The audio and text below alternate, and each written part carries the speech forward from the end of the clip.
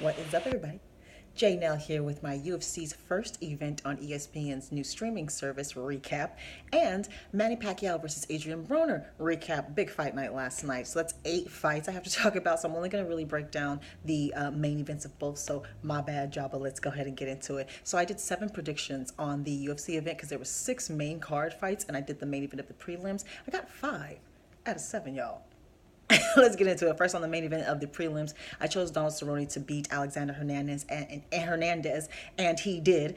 This was fight of the night, and it deserved it. Boy, he came at him. This first round went back and forth. In fact, he stunned Donald a few times, but he was kind of wild, a little overzealous. Donald Cerrone was definitely tighter, had cleaner shots, and even resorted to his wrestling real quick to kind of calm him down. In the second round, he landed a kick to the face, and even though Alexander got a hand up, it didn't matter. It still wobbled him and knocked him down. Donald Cerrone got on top, ground and pound. Ref stopped the fight. Great stoppage, great fight, great win. Now back in the 155 division. Who would you like to see Donald Cerrone fight next? The whole Conor McGregor thing is being floated out there. Even Conor said he would like it, so let me know what you feel about that or anyone else for Cowboy. Now, on to the main card. I got this pick, even though I was nervous. I picked Glover Teixeira to beat Carl Robertson, and this ended in the first round. Carl Robertson got the upper hand first. He actually clocked Glover Teixeira with a punch, knocking him to the ground, and then he got on top and was raining down elbows, and I was seriously nervous. But then Glover managed to survive, get back up, and then land his own shots, take Carl down, land his own ground and pound, and eventually secure a head and arm choke. Great win for Glover Teixeira, and then he stared down DC. Everybody's trying to get one of those last 2 fights from DC. Who would you like to see Glover Teixeira fight next? Now, next up, I chose Paige Van Zandt to beat Rachel Ostovich, and she did, although I was nervous about this one too, because Rachel won the first round. She took her down, ground and pound, held her there. There was a moment at the end of the round where Paige used the leg submission to get up. It actually kind of had it in there for a minute, but she was able to get up from that. But first round went to Rachel. Second round, more of the same. Paige managed to use her submission ability now.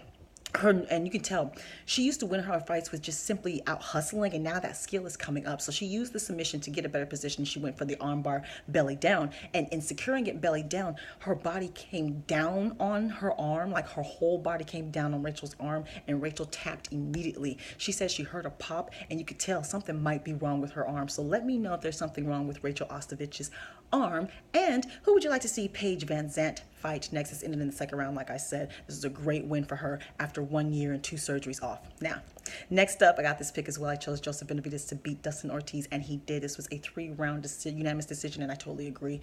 Benavidez was first in the first round. He won the first round. He was able to take him down, ground and pound. He even clocked him on the feet and actually knocked him down with that shot as well. Second round, Dustin came back. He actually took Benavidez down, held him down, man. His own offense, even tried to get a rear naked choke at one point, taking his back, but it was more of a neck crank, but he couldn't get it. But he won that second round. More of the same for Joseph Benavidez in the third. Again, was able to take him down. But this was a hard, grueling wrestling match. Lots of position changes, up and down against the cage. It felt like watching 2 men fight over who's going to push this boulder up the hill first.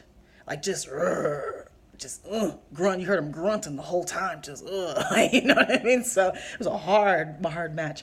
Lots of grappling skill in this match, and a good win for Joseph Benavidez. Who would you like to see him fight next? He's ranked number 2, and he's been there for a while. I think should get whenever the flyweight championship is on the line again. If it happens again, it should be Joseph Benavidez. Okay. Now, who do you think he should fight next? Now, for the first pick, I chose Yancy Medeiros to beat Gregor Gillespie. I was nervous about this in my video. Like I said, I should have changed my pick because he did not. Gregor Gillespie jumped on him and stayed on him.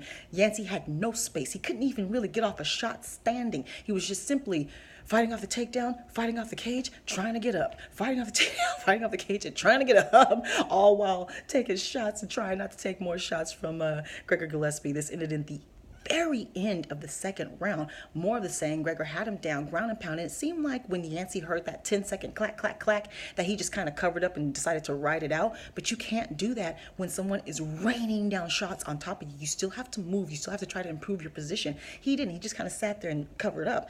And the ref stopped the fight. And if you look at it, it says round 2, 5 minutes. So he literally stopped the fight at the same time as the bell because the refs don't pay attention to the clock. They just pay attention to the fighter. Good win for Gregor Gillespie. Still undefeated. Who would you like to see him fight next? Next up, co-main event. Did not get this pick either. Such a disappointing end. I chose Greg Hardy to beat Alan Crowder. He did not. The first round, Alan won. You could tell with 2 minutes in, and Greg went after him, of course. But once he realized and landed some shots, some hard shots too. But Alan not only gave it back, he managed to take him down and do some ground and pound. We saw from Greg Hardy that he has been working on everything. Not only did he manage to defend some submissions and get better positioning and stand back up, we saw that he's not just knocking people out, that he is training all the way around. Second round came in, and you could tell he was like, okay, so this isn't going the way my other fights have gone. So let me sit back, get calm, and try to box. Let me see what I can work with this boxing.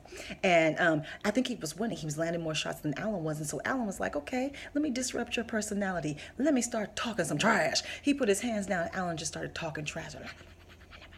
Come on. The crowd started going crazy. We're like, yeah, let's go. And Greg Hardy comes after him. At one point, Allen is on both knees. Now, Greg is standing, and he has his hands like on his shoulder, on his head. You could tell he's looking to knee him. He waits until Allen gets one leg up, so there's still one knee on the ground, and Greg knees him in the side of the head, and it lands, poof, locks him down, and couldn't continue. Fight over. Disqualification. Winner Alan Crowder. So, was this purpose? Did he do this on purpose? People are looking at his past and saying, of course he's a cheater. Other people are saying, well, he only has three fights. It seemed like inexperience. What do I think? For me, the fact, it seemed like he waited for Allen to get one leg off the ground. Because if you're just going to outright cheat, then just go ahead and cheat. And my thing is, like, so if he did it on purpose, you're saying that within the throes of this fight, he saw Allen get to one knee and said, okay, this is the perfect way for me to disguise my treachery, and I'll knee him and just pretend like I thought it was okay because he got one knee up. Do you really think he's thinking that fast in the fight, being 3 fights in? An amateur, really? I don't know. If he was someone else, would you give him the benefit of the doubt and say that maybe this was inexperience? For me, that's the answer to that is yes, if this was someone else. So for me, it seemed like inexperience, that he had a chance to try to put him away after losing the first round and went for it. You let me know what you think. Let me know what you think. Either way, win for Alan Crowder. Now, and his name's not all out. Only who knew who he was before this off, except for the Contender Series watchers, right? Right. Now, main event, and I got this pick. And still, the UFC men's flyweight champion, Mr. Henry Cejudo. And this didn't end the way any of us thought, so let's get into it. This ended in 34 seconds, y'all. They got into it, started going back and forth. I figured that Henry's body movement might be quicker than TJ, but I think TJ was even surprised at how much quicker Henry was, because his hand speed was a little bit quicker too, which I didn't expect. He got inside of that range, which he knew he had to be, and he got in there quick, and he stayed in there. I didn't know who would be stronger, because I was like, TJ's bigger, but Henry has that wrestling strength. I'm not sure if TJ will be stronger. And I think I was right. I don't think TJ was. At one point, Henry literally just pushes him down. Nothing but strength, just, and TJ violently falls down. I think it surprised even him. He gets back up.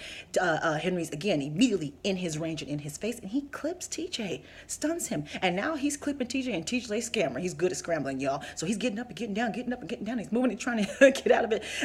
Meanwhile, Henry's staying in his face, staying in his range, and clipping him, steady, clipping him. He clips him all the way to one side of the octagon to where they're kind of close by the fence. TJ's kind of like on all fours now. Now he's trying to get a leg, he's trying to grapple, he's trying all of that, while Henry's still clipping him, trying to push him down, trying to get the top position, still clipping him. And he gets clipped a couple times, and the ref stops the fight.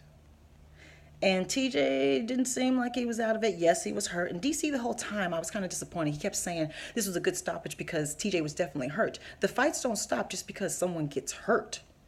If that's the case, Gray Maynard would be the lightweight champion. He would have took it from Frankie Edgar twice. If that's the case, in this very event, Carl Robinson would have beat Glover Teixeira because he hurt him first. So that's never the case. TJ wasn't out of it. Right afterwards, as soon as the ref got off of TJ, because the ref was on TJ, he stands up immediately, walks towards the ref, and he starts talking to him. He's not wobbling. His eyes aren't glazed over. As he said in the post, I was hurt worse after the first round in the first Cody fight than I was in that one. And yeah, he was. So this was an early stoppage. So I believe there's going to be a rematch. Do you think he wants it at 125, Cody, or TJ that is? Henry wants it at 135. Henry won the fight. It's not his fault that the ref stopped it early. So what do you think should happen? Automatic rematch, 125, 135. What do you think should happen? And this was a more inexperienced ref, by the way. The UFC does not assign which ref to each fight. That's actually the state that does that. So this is New York.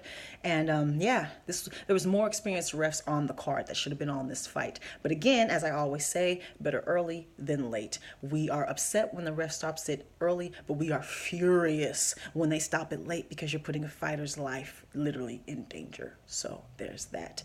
Now, let me know what you thought about that entire event, how you done all of your picks, any injury updates, especially for Rachel Ostovich and all of that. Now, I didn't make a pick for this, but I did watch the fight. We saw Manny Paquiao keep his belt against Adrian Broner. This went all 12 rounds, unanimous decision. Adrian only won like one round. Okay, so Adrian had like half the offensive output that he normally has. Pacquiao, I don't know if he was too fast for him or if Adrian was trying to play this slip and like cat and mouse game and he just played it too much. Pacquiao just outscored him. He had a higher offensive output in almost every single round except for the one round that we all agree that Adrian won. He landed more shots and he outboxed him. He outputted him. He controlled the space. He was the one going forward. He stunned Adrian more times because he was just simply working more. He just simply outworked him.